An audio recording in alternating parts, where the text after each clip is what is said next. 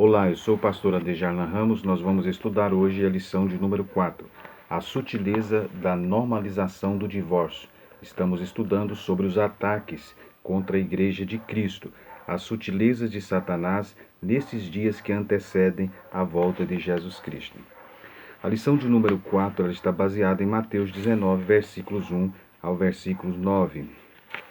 É interessante nessa lição de número 4 você fazer uma recapitulação, uma revisão sobre as lições anteriores, de forma rápida, tendo em vista aqueles alunos que talvez estão vindo pela primeira vez. Enfim, é importante você então revisar alguns pontos que foram falados anteriormente em lições anteriores.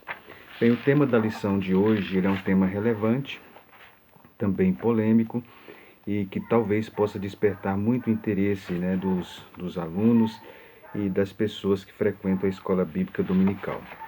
Bem, de acordo com os dados do IBGE, no Brasil, a cada 3 casamentos, um a cada 3 casamentos acaba em divórcio. Nas últimas 3 décadas, houve um aumento exponencial de casais divorciados. Enquanto nesse período os casamentos cresceram 17%, o número de divórcios alcançou a impressionante cifra de 269%. Na década de 80, por exemplo, apenas 10% dos casamentos terminavam em divórcio. Uma década depois, essa porcentagem saltou para mais de 30%, o que totalizou quase 350 mil separações. O divórcio, nós sabemos, sempre foi visto com reservas no mundo evangélico, porque sempre foi visto como o casamento como algo indissolúvel, mas nos últimos anos nós temos visto o número de divórcios aumentar de forma drástica. As estatísticas têm mostrado que a porcentagem de cristãos que se divorciam é praticamente a mesma porcentagem na sociedade secular, né? Percentual de divorciados, 25% é o mesmo entre evangélicos, católicos e pessoas de outras religiões ou pessoas também sem afiliação religiosa. Então, com o aumento então do divórcio, conforme os dados então do IBGE, essas mudanças que houve fez com que a legislação também mudasse, passasse por transformações, passassem por mudanças. As mudanças na legislação facilitaram então a prática do divórcio. Então, o divórcio, dentro do contexto da sociedade civil, secular, deixou de ser visto então como uma coisa negativa e passou a ser vista como uma coisa positiva. Então, não é visto mais como um mal, como era visto em décadas anteriores, mas é visto como um bem. E dentro então desse contexto é que esta lição então serve para a nossa reflexão. Bem, então esses dados mostram o crescimento exponencial do divórcio, né? Logicamente, nós temos vários fatores que contribuíram para isso.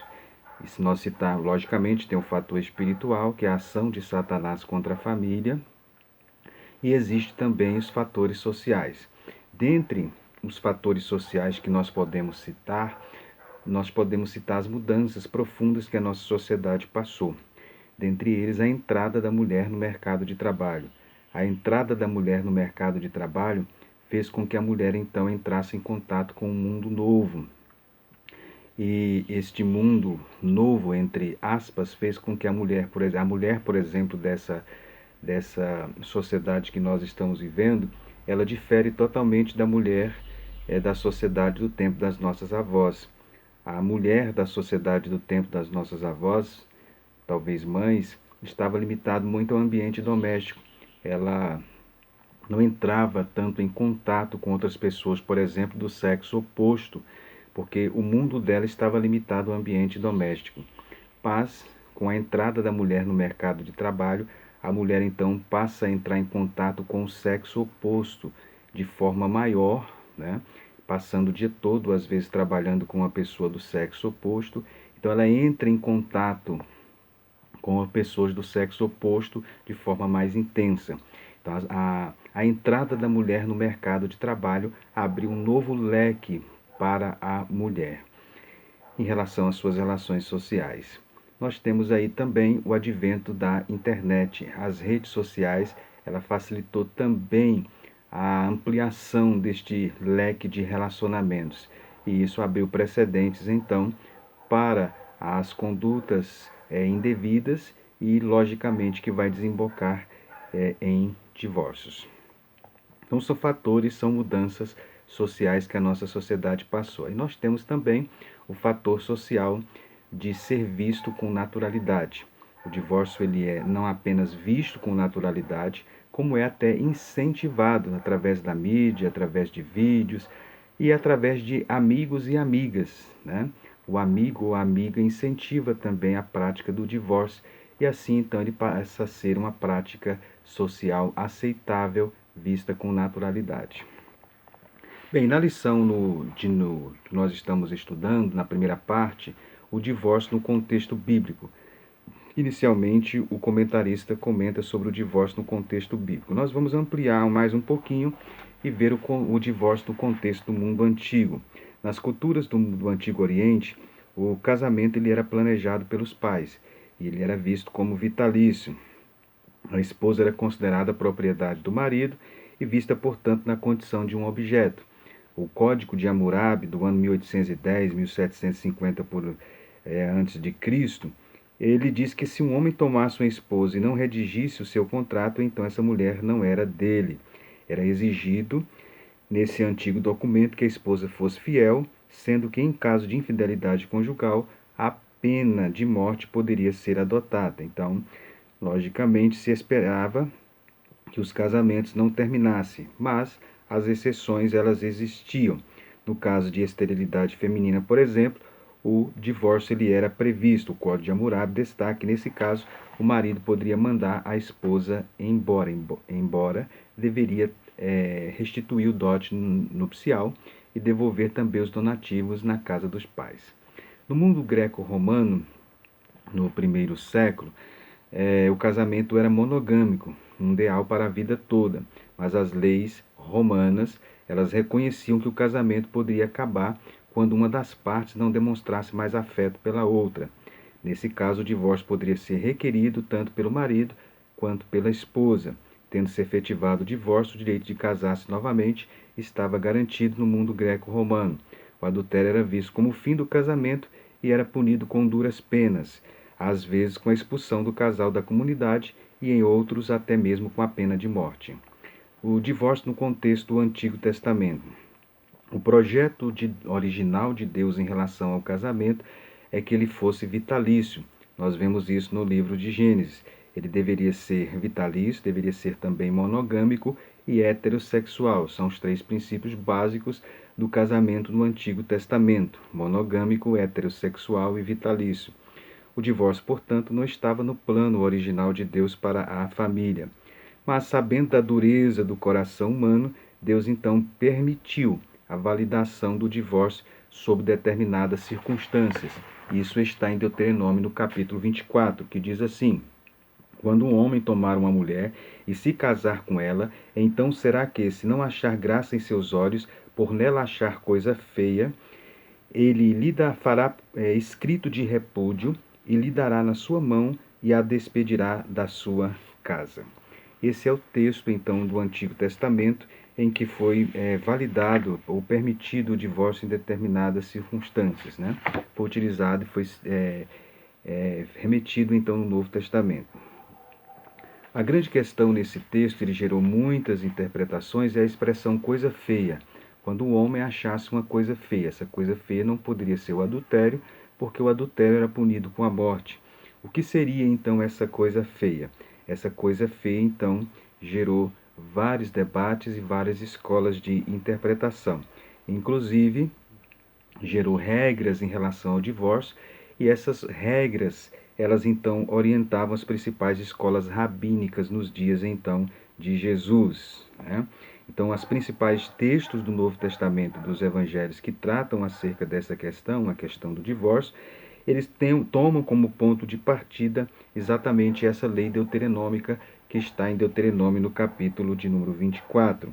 Assim, essas escolas de interpretação, Hillel e Shammai, por exemplo, uma era mais liberal, outra era mais conservadora. Quando eles fizeram a pergunta para Jesus acerca dessa questão, eles queriam, em Mateus 19, eles queriam ver que escola rabínica de interpretação Jesus iria seguir. Jesus então recorre ao livro do Gênesis, mostrando os princípios que foram estabelecidos para o casamento no livro de Gênesis, e depois, sendo interpelado por eles por que Moisés permitiu dar carta de divórcio, Jesus responde que é por causa da dureza do coração. A dureza do coração que Jesus se refere ali é a indisposição de perdoar. A indisposição de perdoar seria, então, a dureza de coração que Jesus falou. Então, esse ensino de Jesus está contido em Mateus 19 e em outros textos paralelos dos evangelhos. Nesse caso, Jesus disse e abriu um precedente apenas em questão do adultério ou das relações sexuais ilícitas, né? O termo na língua grega é o termo porneia, que é imoralidade sexual. Seria a única exceção permitida por Jesus para o divórcio, né? E se divorciasse por outras razões, se casasse novamente, estaria cometendo adultério. Mas nos ensinos do apóstolo Paulo, o divórcio no contexto então dos ensinos do apóstolo Paulo, ele é citado em Romanos 6, né? Em Romanos 6 fala sobre o casamento, embora o foco de Romanos 6 não era exatamente o divórcio, mas era falar da relação do cristão com a lei, e fala que se um dos cônjuges falecer, a pessoa está livre, né? Isso pressupõe, então, uma certa liberdade, então, para o casamento, embora o foco ali especificamente não fosse o divórcio, mas o casamento o término do casamento vindo, então, com a morte de um dos cônjuges. Nós temos o texto de 1 Coríntios 7, que fala mais especificamente, né, sobre esta questão. O texto de 1 Coríntios, no capítulo 7, versículo de número 10 a 15, é um texto, então, que o apóstolo Paulo responde algumas questões relacionadas ao casamento, e ele fala, então, sobre a questão, então, do divórcio, né? A questão, então, da separação. Ele diz no versículo 15, Paulo, então, prevê um dos casos que é o casamento misto. No casamento misto, se o cônjuge descrente abandonar o cônjuge crente, ele, então, fica livre para casar, né? Nesse caso, então, a iniciativa deveria ser tomada pela parte infiel ou a parte descrente. Então, nesse caso aqui, seria uma iniciativa a partir do cônjuge descrente. O cônjuge descrente, então, abandona o lar, né? Nesse caso, a pessoa que ficou, ela tem condições, segundo o ensino paulino, de casar-se novamente. Alguns estudiosos entendem que há aqui também um princípio de analogia, ou seja, o caso previsto pelo apóstolo Paulo em 1 Coríntios 7 é um caso de abandono por parte do descrente. E aí alguns então entendem que esse princípio pode ser aplicado também ao caso de um cristão por analogia. Então, se um dos cônjuges, mesmo sendo cristãos, abandonar o lar, o cônjuge então abandonado, ele tem como, né, ele é possível, é permitível que ele então contraia novas núpcias. Esse seria o princípio então da analogia. Então, 1 Coríntios, no capítulo 7, seria o texto que aborda sobre esta questão. Bem, na primeira parte, então, do comentário, ele trata sobre o divórcio, então, no contexto bíblico. Na segunda parte, ele trata sobre a sutileza da normalização do divórcio. Ele trata sobre o divórcio no seu aspecto legal e o divórcio no seu aspecto moral. No aspecto legal, está em foco aquilo que diz a legislação brasileira, né? Nas últimas décadas, as razões que justificam o divórcio podem ser várias. A Constituição de 1988 passou a permitir divorciar-se e recasar quantas vezes fosse preciso. No aspecto legal, então, da legislação brasileira, é muito fácil alguém se divorciar e se casar novamente. As leis, então, vêm se tornando cada vez mais fáceis e isso tem contribuído para a banalização do casamento. O segundo, o divórcio no seu aspecto moral. Além do aspecto legal do divórcio, contemplado pelas leis, existe o aspecto moral. Para um descrente, qualquer razão, motivo justifica a prática do divórcio e um novo casamento. Mas o cristão deve atentar, então, para a questão moral, né? Uma prática que é legal pela lei não quer dizer que seja moral para um cristão, né? Trocar a esposa por mais jovem ou abandonar o marido por um mais rico e famoso são práticas que são comuns no mundo de hoje, e isso com o amparo legal do Estado. Mas o crente pode fazer isso? Isso seria uma questão moral, né? Então, ele está contemplando aí nesse caso há duas questões que devem se levar em conta no divórcio, que é o aspecto legal e o aspecto moral, né? Sem considerar o preço enorme que se paga em relação ao divórcio. Aqui entram muitas questões que muitas vezes vão parar no gabinete pastoral, que são questões do preconceito que o divorciado sofre, a alienação parental, uma série de consequências psicológicas, enfim, que afetam a vida de uma pessoa divorciada. Vamos agora à terceira parte, o divórcio e a prática pastoral, né? Ele trata sobre a questão do divorciado, é uma pessoa como outra qualquer e deve ser vista dessa forma. Quem passou por um processo de divórcio sabe como é traumático. Então ele trata sobre essa questão aqui, sentimentos de rejeição, medo, abandono, muitas vezes continua na vida de uma pessoa que passou por tal processo, né? A questão da alienação parental, e muitas dessas pessoas procuram então um aconselhamento pastoral. Então um dos desafios do ministério pastoral nos dias atuais na área de aconselhamento é o aconselhamento de pessoas divorciadas, né? O divorciado como cristão, outra coisa acerca de quem passou por um processo de divórcio, diz respeito à condição de membro da igreja. Esse também é um desafio enorme, né, para a eclesiologia moderna, né? Os pastores são desafiados a tratar com esta razão, ou com essa questão, porque os divórcios se multiplicam de uma forma muito intensa. Obviamente, cada caso deve ser tratado, deve ser analisado com cuidado. O divorciado não deixa de ser amado por Deus, né? Cada caso deve ser analisado de forma específica. Mas esse amor não deve servir de justificativa para anular a justiça de Deus que se orienta, que se pauta, né, pela palavra de Deus. Em relação à Convenção Geral das Assembleias de Deus no Brasil, uma análise, né, foi promulgada uma resolução da Convenção Geral das Assembleias de Deus no Brasil, que trata sobre o divórcio entre pastores. E, basicamente, três coisas nós podemos destacar nesta resolução. Primeiro, o divórcio é permitido entre pastores no caso de infidelidade conjugal por parte da esposa. Segundo, a decisão de um ministro continuar ou não no exercício da prática pastoral ficará a cargo de cada convenção regional e estadual, da qual o ministro é membro. Então, nesse caso, cada convenção regional vai decidir se aquele ministro deve continuar ou não na prática do exercício da prática pastoral. E terceiro, o reconhecimento ou não do direito ao novo casamento dependerá da aprovação da convenção regional da qual o ministro faz parte. Então, basicamente, a resolução da Convenção Geral é que o divorciado entre pastores é permitido no caso de infidelidade conjugal e a decisão desse pastor continuar no ministério ou contrair novas núpcias, ele cabe então às convenções regionais que vai analisar caso a caso, né? Nós temos convenções que não permitem, né? E convenções então que permitem a continuidade no exercício do ministério. Então foi, segundo essa resolução da Convenção Geral, colocado então para as convenções regionais decidirem.